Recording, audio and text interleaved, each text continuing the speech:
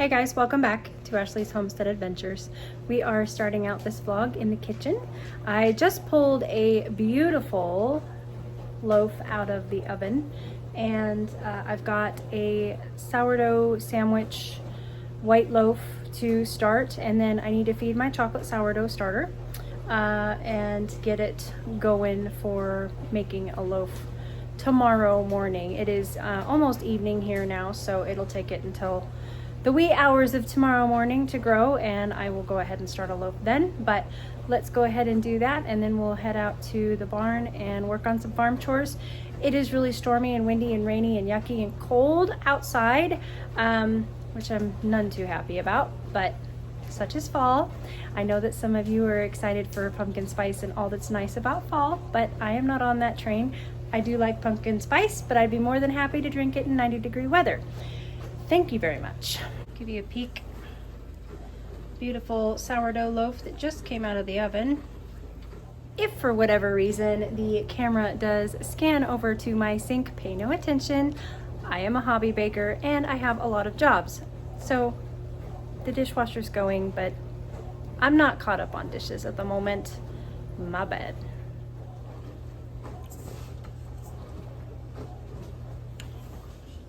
There's the recipe for the loaf of bread that we're starting. 100 grams sourdough discard. Let's just go ahead and put this in a new jar.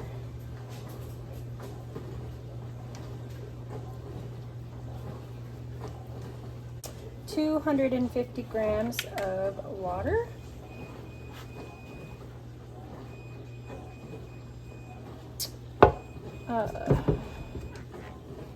25 of that being oil.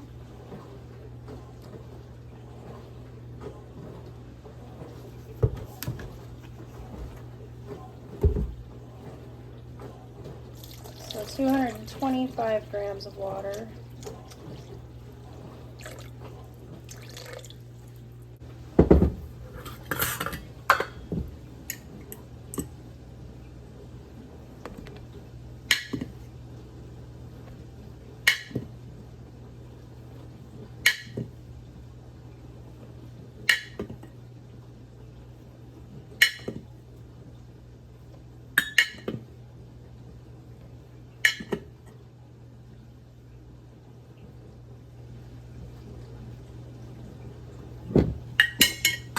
I'm going to put this in the mixer.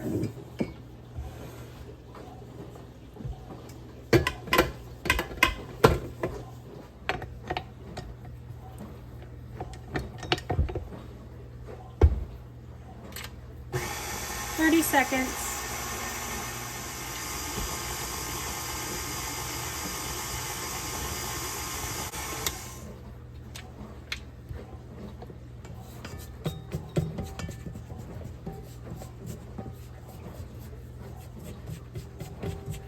Scrape down the sides. Let it go for about 10 more seconds-ish.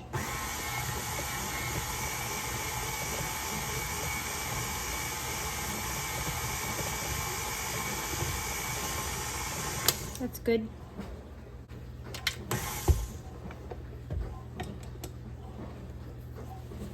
Cover it up, let it rest for 30 minutes. For those of you who have not met, meet Chalky. This is my chocolate sourdough starter.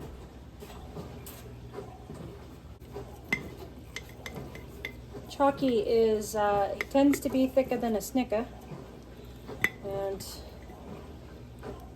very happy, bulky dude.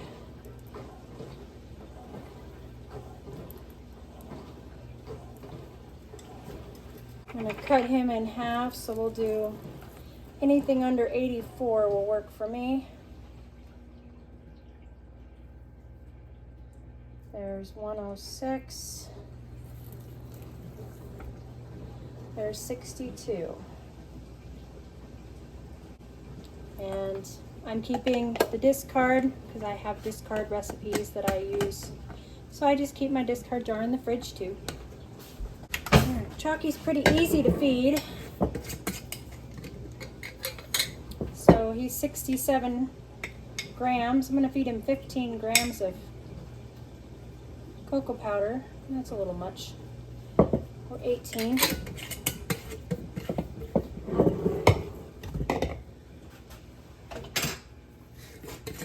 And I'm going to go 15-ish grams of sugar to make it 30 grams. Ended up being 32. That's okay. We're going to do 15-ish grams. We'll see how much wheat flour goes in here.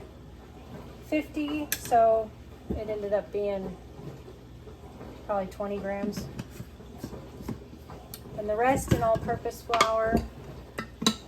And we're going to make sure we go past 67.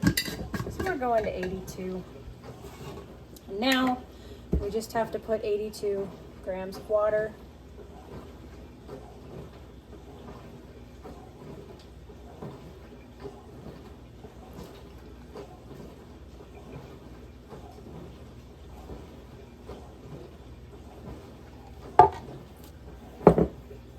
Oops. This out of the way. Stir him up. Get him to a brownie-like consistency. If I need to add water, I'll add water. If I need to add more flour, I'll do that. Cocoa powder is interesting in its different hydration levels, depending on the quality that you buy it and where it's from. You'll get different levels of hydration for it. So it's pretty hard with the chocolate starter to stick to a exact recipe and it work across the board. It's just mainly, you just want to feed it its weight in dry ingredients and its weight in wet ingredients. And I just do 15 grams of sugar and 15 grams of cocoa powder, no matter what it weighs. So that makes it easy for me. And it keeps him chalky.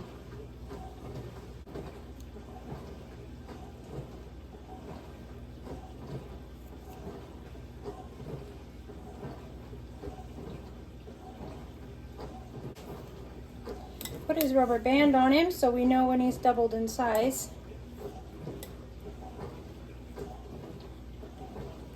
And I'll probably check him at 4:45 in the morning, tomorrow morning.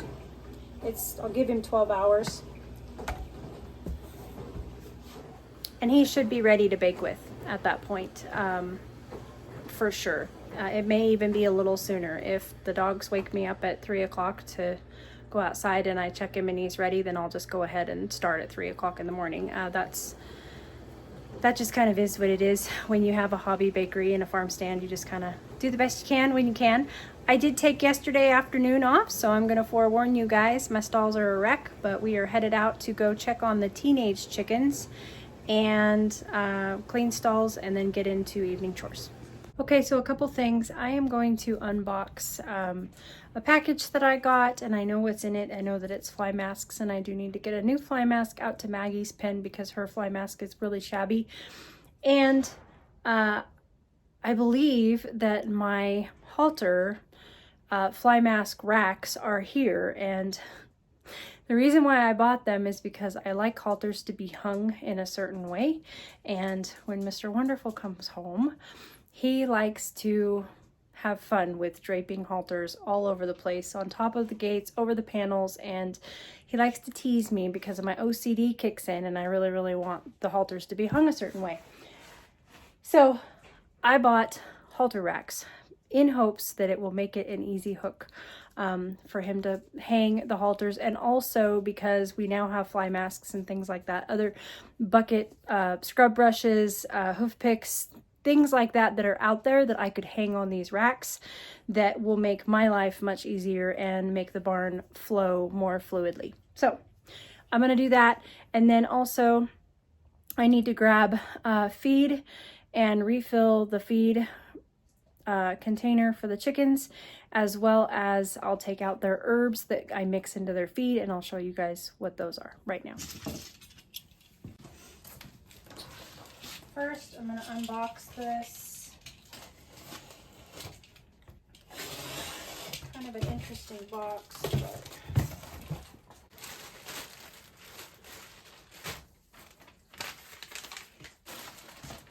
okay. These are the racks that I got, which I think are super cool.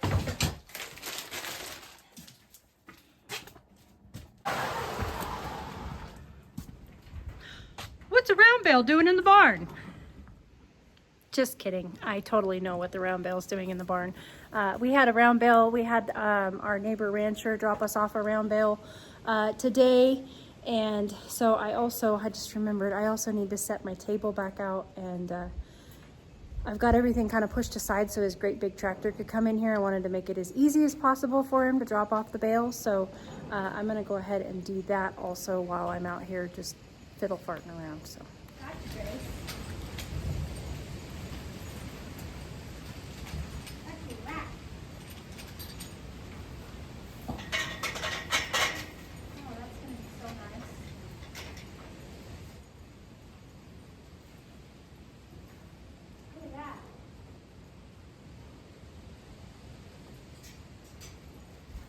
Cool. These are so cool. What do you think, Miss Grace? Like a new rack? She's like, I don't care about my rack. I just want to know when food time is. It's coming. It's coming.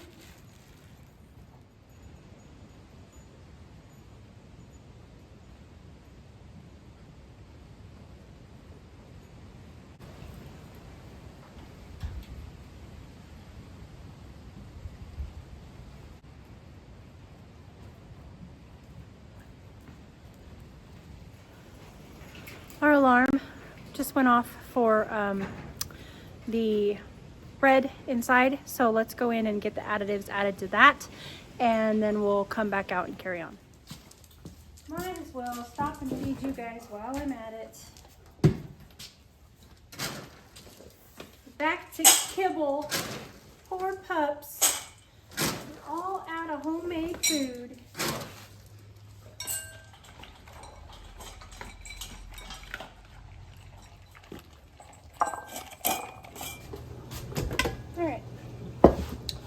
Clean hands, 60 grams of butter, 20 grams of sugar,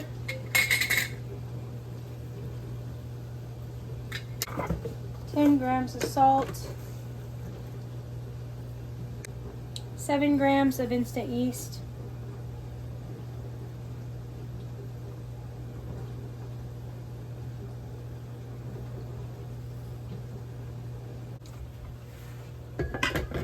back in the mixer it goes. 6 minutes.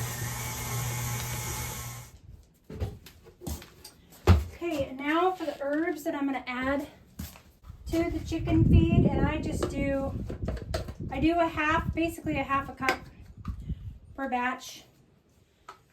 This is thyme.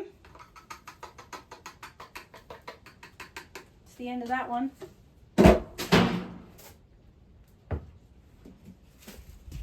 Crushed red pepper flakes.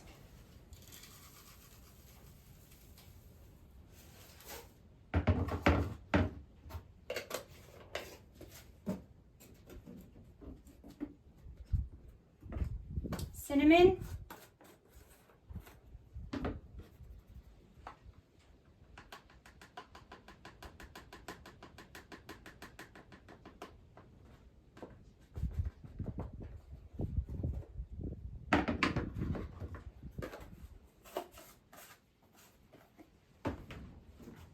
Parsley.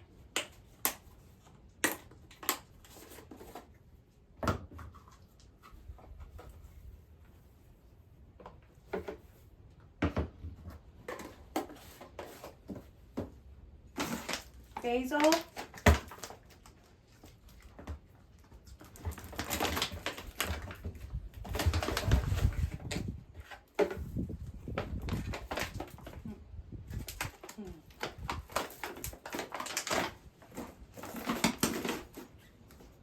smells like summer. It's cold outside, so it smells really good. And oregano. There we go. And now I'm going to see if I can carry all three of you out to the bin.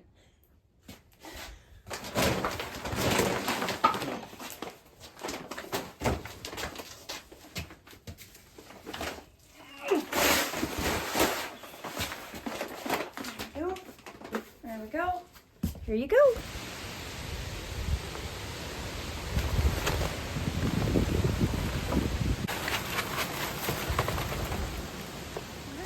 Sprinkle in our herbs.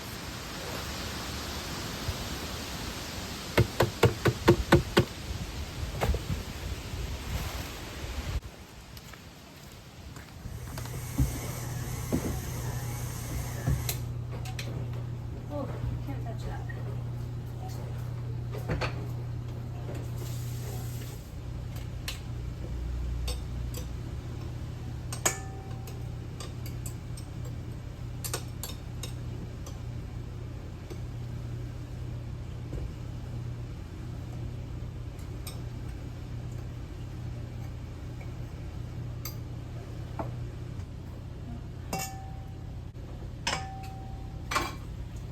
Cover it up for an hour. Okay, now we're headed out to give the teenagers their feed.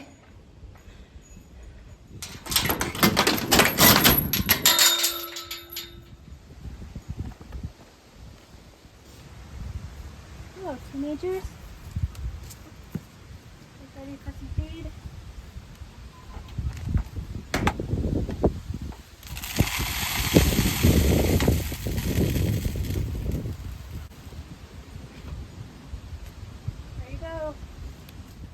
So these guys are about to butcher date. We got till the 22nd of November, and then we'll butcher the roos, and the hens will all go and get integrated into our flock, our colorful laying flock. But look at that rooster.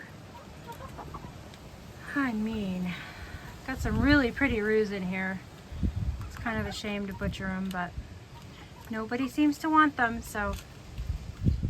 And we have a really good roo. Suave is wonderful, and he is not aggressive at all, and there's no reason for me to replace him.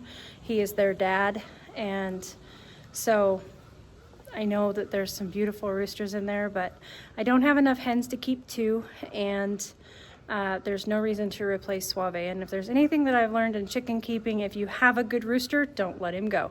So we will be butchering out all of the roos in that tractor, and they will become dog food, and we'll continue to hatch out and grow, grow more and offer them to the community. But as of right now, roos are kind of hard to get rid of. So that's the way that is. But thanks for coming along with me today, you guys. I'm gonna let you go. I'm gonna continue on my evening. And as always, I appreciate you guys coming along. Make sure that if you like this video that you hit the like button and subscribe to our channel if you'd like to see more. I'll catch you on the next one. Yours truly.